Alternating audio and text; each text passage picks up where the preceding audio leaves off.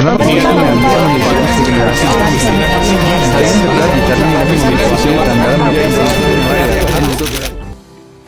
Indonesia adalah sebuah negara yang terdiri dari 275 juta penduduk dengan pertumbuhan ekonomi sekitar 5,3%. Namun di balik angka-angka tersebut masih ada sekitar 25 juta orang yang hidup di bawah garis kemiskinan. Kemiskinan bukan hanya tentang penghasilannya rendah, ini tentang keterbatasan di berbagai aspek kehidupan, mulai dari sulitnya mendapatkan makanan yang layak, pelayanan kesehatan, tempat tinggal yang aman, serta aspek dalam pendidikan. Lebih dari 700 juta jiwa di dunia ini hidup dalam kondisi kemiskinan, yang dimana pendapatan yang mereka dapatkan per hari itu cuma 35.000. Ini bukan sekedar angka, namun di balik itu semua pasti ada kehidupan, perjuangan, dan harapan yang terus mereka perjuangkan di setiap hari. Di Indonesia, hanya keluarga yang masih hidup dalam kondisi terbatas. Mereka bekerja sebagai petani, buruh harian, pemulung, serta pekerja informal yang mendapatkan gaji tidak menentu, terutama di daerah yang jauh dari akses layanan. Kemiskinan bukanlah pilihan. Ini adalah siklus yang sulit terputus. Pendidikan yang terbatas, lapangan pekerjaan yang sempit, dan kesempatan hidup tidak merata. Apabila kondisi ini tidak ada perubahan, maka kondisi ini akan terjadi dan terus berulang dari generasi ke generasi berikutnya. Dan perubahan selalu mungkin terjadi. Pendidikan yang merata, lapangan pekerjaan yang luas, dan kepedulian bersama bisa menjadi langkah awal perubahan. Karena memahami adalah langkah pertama untuk peduli.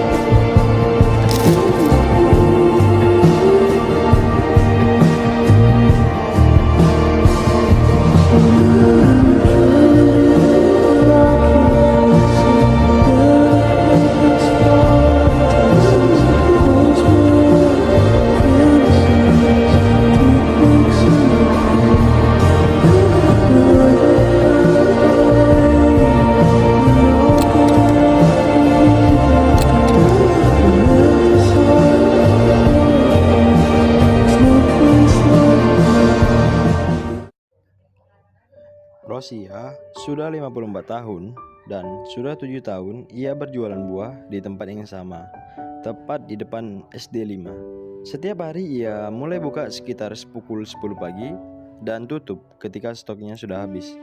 Biasanya antara jam 4 sampai jam 5 sore.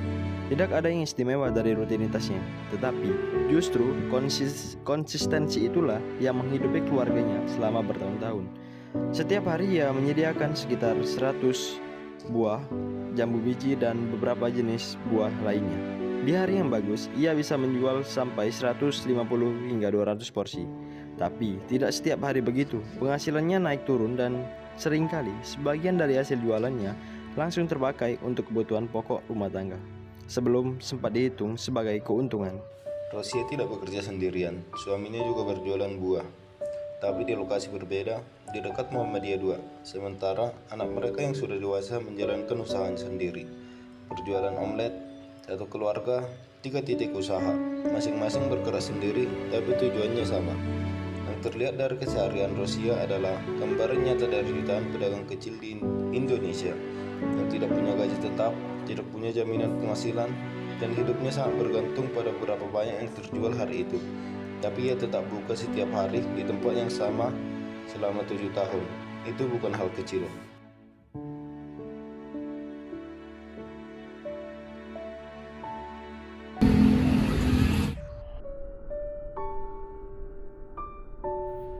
Pak Dedi adalah seorang pekerja mandiri yang telah menjalankan usahanya selama 4 tahun. Ia tinggal di pos 1 bersama keluarganya dan setiap hari berangkat kerja menggunakan sepeda motor menuju lokasi usahanya. Sesi kerjanya berlangsung sekitar 3 jam per hari, dan pada hari-hari yang baik ia dapat meraup penghasilan hingga Rp100.000. Ia menetapkan standar minimalnya sendiri yang mendapatkan Rp100.000 dalam 3 hari. Yang baginya itu sudah cukup merupakan pencapaian yang cukup untuk memenuhi kebutuhan keluarganya. Yang membedakan Pak Dedi dari pekerja pada umumnya adalah cara pandangnya terhadap pekerjaannya.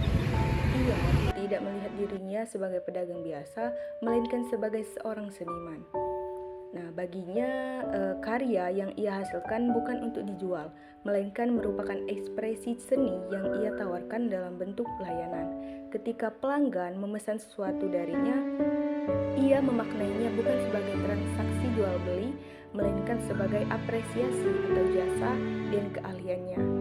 Nah, filosofi ini memberikan kebanggaan tersendiri sekaligus membentuk cara ia berinteraksi dengan pelanggan secara personal dan fleksibel, termasuk dalam menetapkan harga yang sesuai dengan kebutuhan dan kondisi masing-masing pelanggan.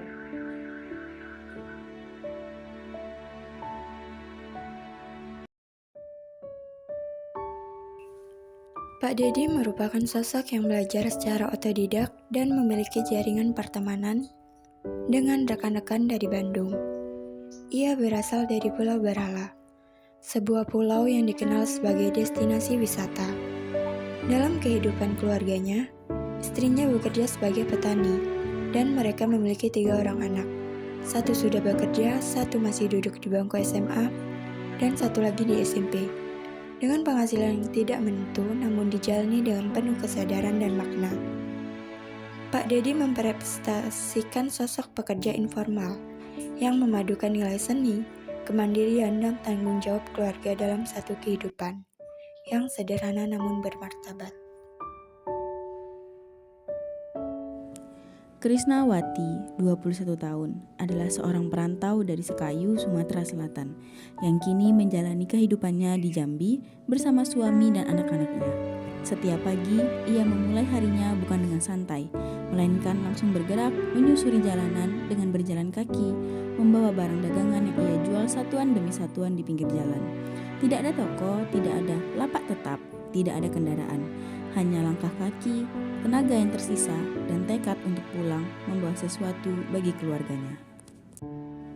Suaminya bekerja mengumpulkan dan menjual bahan-bahan daur ulang di sekitar area yang sama, menghasilkan sekitar 50.000 hingga 60.000 di hari-hari yang cukup baik.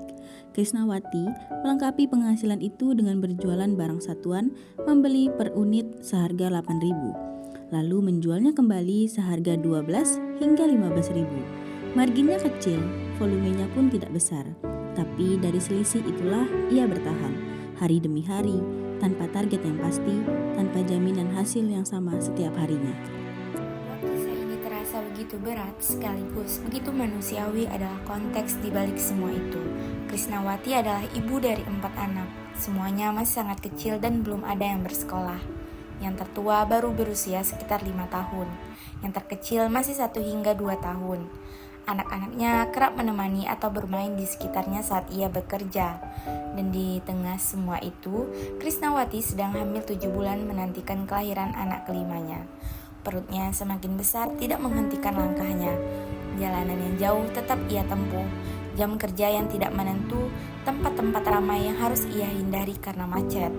Cuaca yang berubah-ubah, semuanya ia hadapi dengan tubuh yang seharusnya beristirahat.